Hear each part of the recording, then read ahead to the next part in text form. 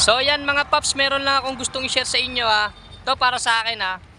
Kahit kailan mga paps, hindi matatawag na blessing na bigay ng Diyos yung nanalo ka sa sugal. Yung pera na galing sa sugal, sa bisyong sugal, hindi yun bigay ni Lord mga paps, hindi yun blessing ni Lord para sa akin ha. Kasi mga paps, ganito yung mindset ng iba na pag nanalo sa sugal, sasabihin, thank you Lord, thank you Lord. Tapos pag natalo sila mga paps sa sugal, yung perang pinaghirapan nila, tatanong sa Diyos, Lord, bakit ganito kahirap yung buhay ko? Di ba? Imagine mo yun kung paano mo sinisisi yung Diyos na wala naman siyang kinalaman sa ginagawa mo. Na ikaw yung pumili ng desisyon, ikaw yung pumili na para magkamali ka sa buhay mo tapos tatanungin mo yung Diyos.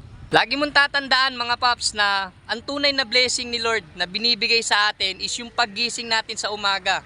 Yung buhay na binibigay niya sa atin araw-araw. Yung malakas na pangangatawan para makapagtrabaho tayo, makapaghanap buhay at magkaroon ng pagkain sa lamesa at mabigay natin yung pangangailangan ng ating pamilya.